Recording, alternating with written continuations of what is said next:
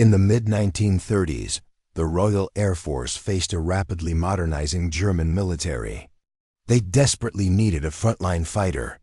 The man tasked with building it was Reginald J. Mitchell, the chief designer at Supermarine. Mitchell had spent the previous decade obsessed with speed. He built highly aerodynamic racing seaplanes like the S-6B, which dominated the International Schneider Trophy competition. But when the Air Ministry asked him for a military fighter, his first attempt was a disaster.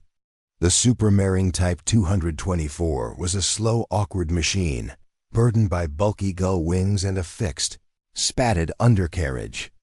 It lost the government contract. The rejection forced Mitchell to drop the government's conservative requirements. Relying on private funding, he took the streamlined lessons from his racing planes and applied them directly to a radical new interceptor. The result was the Type 300 prototype, designated K5054, to save weight. Mitchell abandoned the standard fabric-over-frame construction of the era and used an all-metal monocoque design, meaning the aluminum skin of the aircraft actually carried the structural load. This schematic shows how they solved a major aerodynamic problem. A wing needs to be extremely thin to minimize drag at high speeds, but the RAF required 8 machine guns and retractable landing gear to fit inside. The elliptical shape allowed the wing to be thick near the fuselage for equipment quickly, tapering to a razor-thin profile. To squeeze out more speed, they removed friction by sinking the rivets flush into the metal, creating a smooth plane for airflow.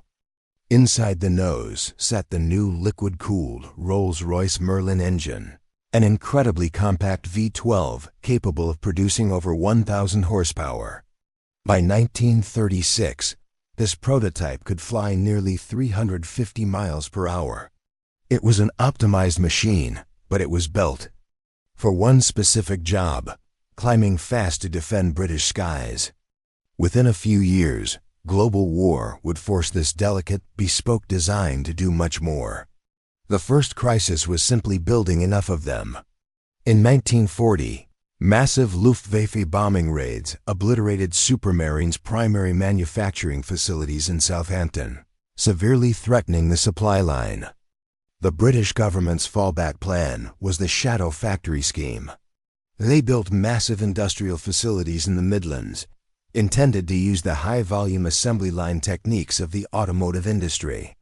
At the enormous Castle Bromwich plant, auto executives clashed with aircraft engineers. Car factories rely on locked, unchanging designs to maintain speed. But the Spitfire required intense, constant modifications to survive against new enemy tactics. Production ground to a halt. To keep planes rolling out, Vickers management took over the factory, standardizing a modular manufacturing process for an airframe that was constantly changing. Those constant modifications were driven by a brutal arms race over Europe. The Spitfire's original 8 small-caliber machine guns struggled to inflict critical damage on heavily armored, metal-skinned German fighters like the Messerschmitt Bf. 109. This diagram illustrates how engineers responded by redesigning the internal structure to create the universal wing. Mechanics could easily swap those out for high-explosive 20 mm cannons, vastly increasing the aircraft's destructive power without having to redesign the entire plane. Then, the Luftwaffe introduced the heavily armed Focke-Wulf 190 outpaced. British engineers pulled out the Merlin and stuffed a massive 37-liter Rolls-Royce Griffon engine into the nose, doubling the horsepower and the overall weight of the aircraft. The slim, nimble Defender that first flew in 1936 had become a heavy, offensive brawler, carrying payloads deep into hostile territory. At the same time, Allied commanders needed intelligence on enemy targets far beyond the front lines. They formed the Photographic Reconnaissance Unit to spy deep inside Germany. Mechanics took standard Spitfires and stripped out all the guns, ammunition, and armor plating. In their place, they installed large fuel tanks and heated cameras.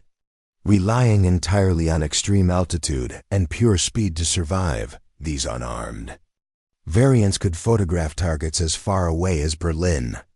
Halfway across the world, the threat of Japanese expansion sparked a top-secret deployment codenamed Capstan. The Spitfire was sent to the Pacific, forced to act as a long-range interceptor across the vast stretches of northern Australia. Operating in this environment pushed the machinery and the pilots to their limits. They had to manage blistering temperatures in the tropical heat. And because the new Griffin engine rotated in the opposite direction of the Merlin, pilots had to fight a massive torque that tried to violently swing the nose off the runway every time they started the engine. Mitchell's foundational design proved so robust that the exact same airframe could survive the freezing, thin air over Europe and the searing, dusty airstrips of the Pacific theater. The adaptations kept coming. The Royal Navy needed carrier-based fighters, resulting in the Seafire. They took the Spitfire, added an arrestor hook, and engineered the wings to fold up. It was a perilous job for pilots, who had to land the aircraft's notoriously narrow undercarriage onto a violently pitching deck. By 1945, there had been 24 distinct variations. The final operational models were twice as heavy and nearly twice as fast, leaving them practically unrecognizable from the prototype that first rolled onto the grass 9 years earlier. This relentless evolution was only possible because of the decisions made at the very beginning. The rigid monocoque structure and the highly efficient elliptical wing provided a perfect blank canvas. The true genius of the Supermarine Spitfire lay in its unmatched capacity to be continuously torn apart, modified, and rebuilt to solve every crisis the Second World War did.